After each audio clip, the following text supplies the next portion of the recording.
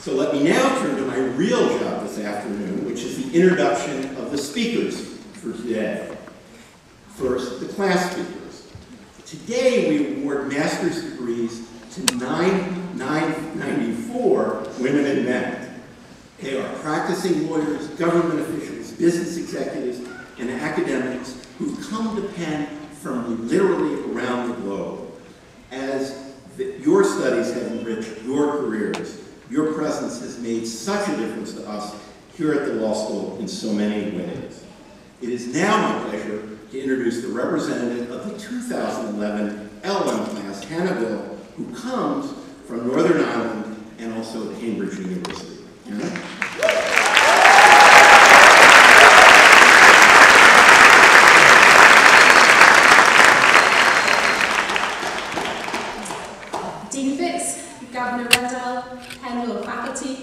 Ladies and gentlemen, JDs, LLMs, and the illustrious Philip C. Jessup International Law Moot Court Team of 2011 join me in giving the warmest of birthday wishes to our Georgian colleague, Valerie Gogelia.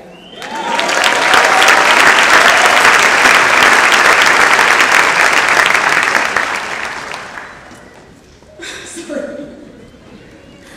When I was 16, I watched Legally Blonde. The following year, I applied to law school. I'm 25 and today marks the end of my academic legal education. Elwood certainly has a lot to answer for. But sincere thanks to the LL.M. class for making my teenage dream come true, for allowing me to follow in Elle's Chanel-clad footsteps and give some remarks as their class speaker. For it is indeed a privilege to speak on behalf of this quite brilliant group of international lawyers.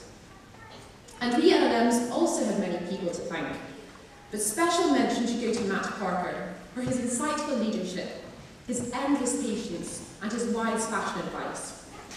Dean Fitz for his commitment to making Penn Law a truly international school, and of course, our class officers, Pablo and Cora, for their dedication and hard work throughout the year.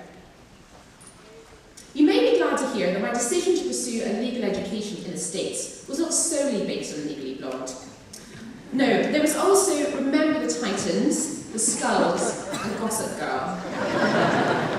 Matt, my application said I want to study federalism and international law. Maybe I should have mentioned that I was also chasing a particular Hollywood dream. So perhaps now, in these last moments before I received my degree, perhaps now would be a good time to assess whether the Penn Law experience has lived up to my high expectations, whether our LL.M. year would make the director's cut.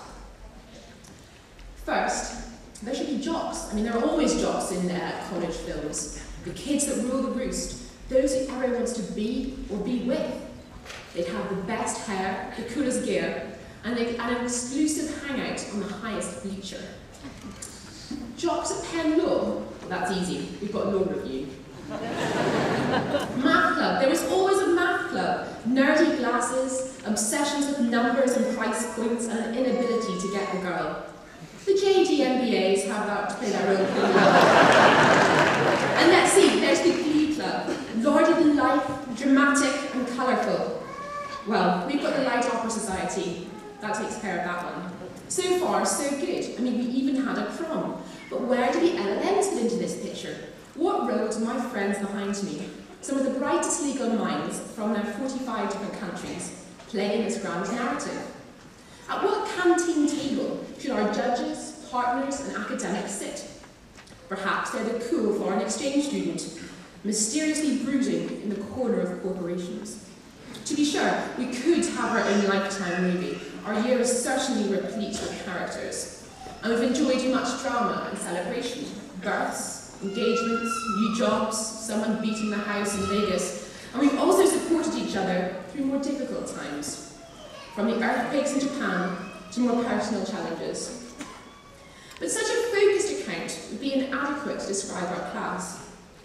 For we've also sought to play a meaningful role within the larger Penn story, whether through class participation, tireless pro bono efforts, conference organisation, acting, singing, or playing in a sports team.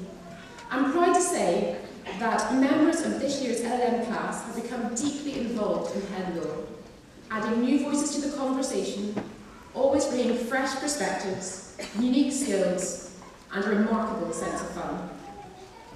We hope you enjoyed our being here as much as we did. We hope that you felt we enriched your Penn law experience. Because for me, the international community at Penn law strongly supports the assertion that both in life and in legal practice, we can only really flourish if we are part of diverse communities. Not only do we need them for moral support, but we must also learn from each other's best characteristics, whether it's the poise of the French, the efficiency of the Germans, the humility of the Japanese, the confidence of the Americans, the work ethic of the Chinese, or the wit, the charm, the beauty, the eloquence, the athleticism of the Irish. As the global dynamic continues to change, we must talk with those from other legal and political cultures, those who use different methods to judge, to legislate, or to organise their society.